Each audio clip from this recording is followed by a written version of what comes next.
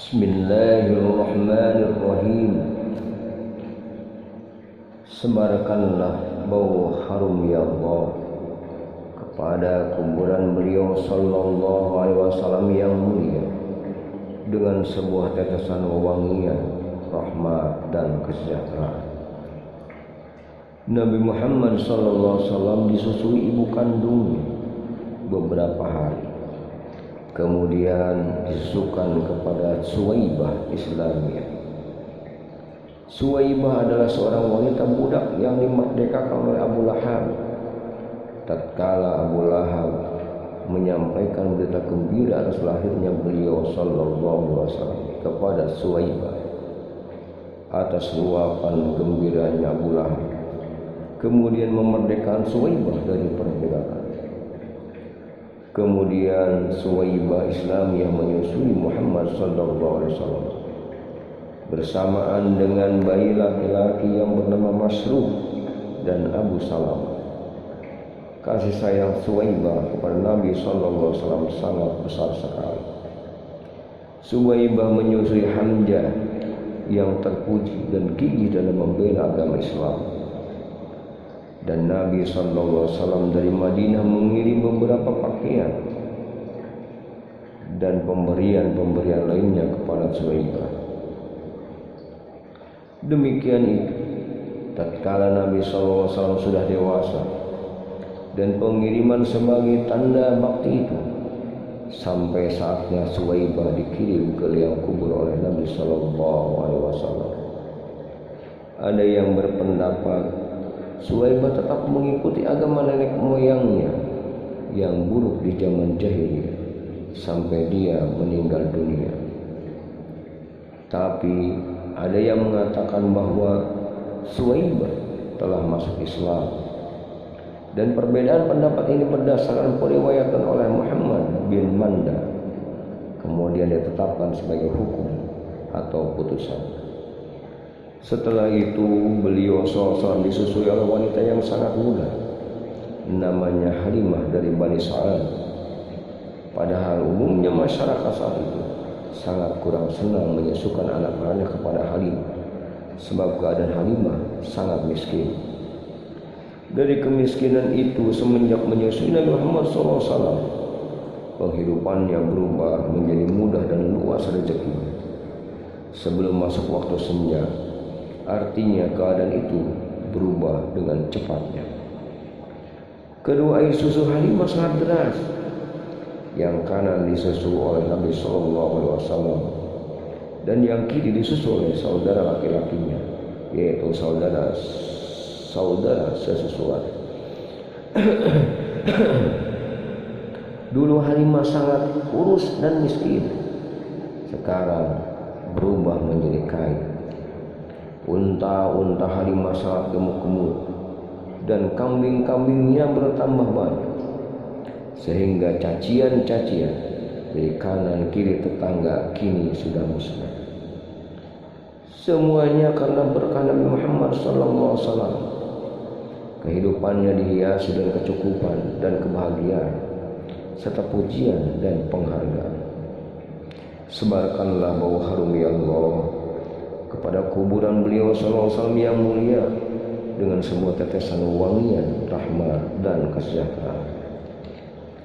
Nabi SAW pada masa kecilnya pertumbuhannya sangat baik, sehingga pertumbuhan Nabi laksana sebulan bagi anak-anak yang lain karena pertolongan Allah Subhanahu wa ta'ala. Dengan begitu beliau SAW bisa cepat berdiri ketika dalam usia 3 bulan, dapat berjalan dalam usia 5 bulan. Dalam usia 9 bulan beliau SAW sudah menjadi anak yang tegar dan kuat dan mampu berbicara layaknya orang dewasa, yaitu dengan fasihnya.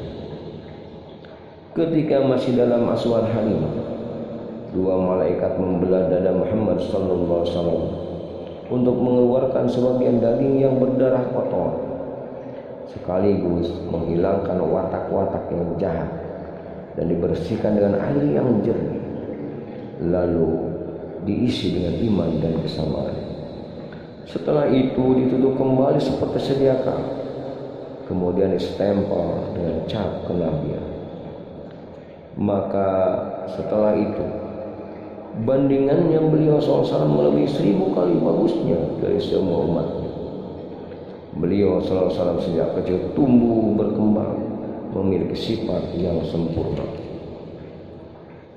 Karena khawatir akan terjadi hal-hal mengkhawatirkan seperti pembelahan dada beliau SAW, maka Halimah mengembalikan kepada ibunya, yaitu Bunda Aminah, dengan perasaan yang amat berat, sebab khawatir kalau nanti terjadi hal baru yang lebih menakutkan menurut Halimah. Pada pertikaian Nabi dengan Siti Khadijah yang rupawan, Halimah pernah mengunjungi Nabi Muhammad SAW. Saat itu beliau SAW memberikan hadiah yang sangat berharga sesuai sifat beliau yang amat pemurah. Pernah Halimah juga berkunjung kepada Nabi Muhammad SAW tepat terjadinya perang Hunain. Nabi SAW saat itulah menyambut dengan berdiri diliputi perasaan gembira. Nabi SAW langsung membentangkan kain selendang yang indah dengan amat sopan. Menurut pendapat yang soleh, Halimah sudah masuk Islam, juga suami dan anak sampai cucu. Mereka berdua, Halimah dan suaminya, berdasarkan riwayat hadis yang terpercaya, masuk kategori sahabat Nabi SAW. Sebarkanlah bau harum ya Allah pada kuburan beliau yang mulia dengan sebuah tetesan wangian dari rahmat dan kesejahteraan, yaitu sholawat dan salam. Ketika Nabi Muhammad SAW berusia 4 tahun, beliau SAW dibawa oleh Ibunda Aminah ke Madinah An-Nabawiyah. Kemudian sekembali dari Madinah, Ibunda Aminah meninggal dunia di desa Abwa, atau meninggal di salah satu lereng gunung Hajun. Setelah itu beliau SAW hanya pulang bersama ibu asuhnya yang bernama Ummu Aiman, sekalian disertai rombongan perjalanan dari suku Habsyi. Dia Ummu Aiman, seorang wanita yang dinikahkan oleh beliau setelah menjadi Nabi SAW dengan Jair bin Hadithah, salah seorang budak beliau sendiri yang dimerdekakan. Kemudian Muhammad SAW diserahkan kepada kakeknya yang bernama Abdul Muthalib. Kemudian oleh kakeknya, beliau SAW diasuh sendiri dengan penuh kasih sayang. Dia senantiasa menjaga Nabi Muhammad SAW dan ketinggian dan kedudukan yang luhur. Kakeknya berkata, "Sesungguhnya cucuku ini memiliki watak yang agung, maka sungguh beruntung orang-orang yang menghormati dan memuliakannya." Pada masa kecil Nabi SAW tidak pernah menyesal terhadap nasib dirinya akan lapar dan haus. Beliau SAW senantiasa menjaga dirinya dengan baik. Pada waktu pagi beliau SAW memiliki kebiasaan makan pagi hanya dengan minum air jam-jam. Demikian ini bagi beliau SAW sudah mengenyangkan dan menyegarkan diri.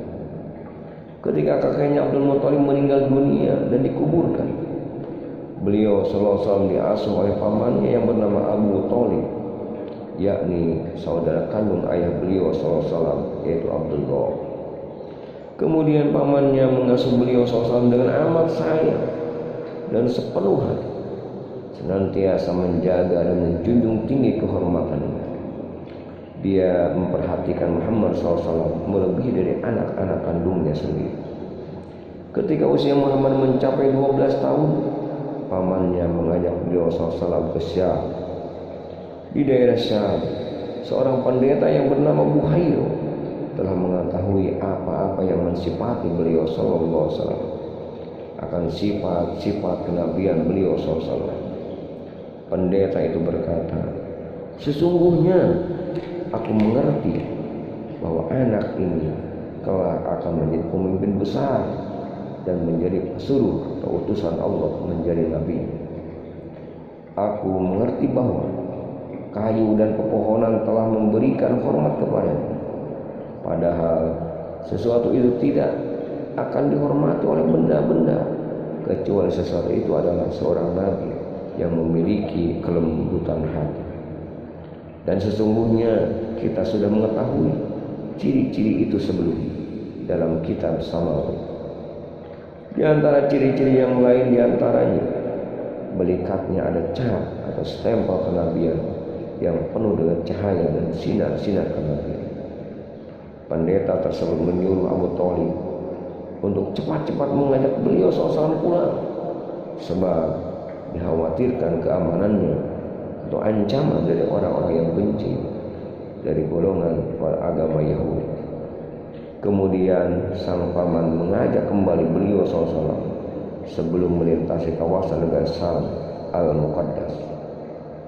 Sebarkanlah bau harum ya Allah kepada kuburan beliau SAW yang mulia dari tetesan wewangian sholawat dan salam. Wallahu a'lam bishawab.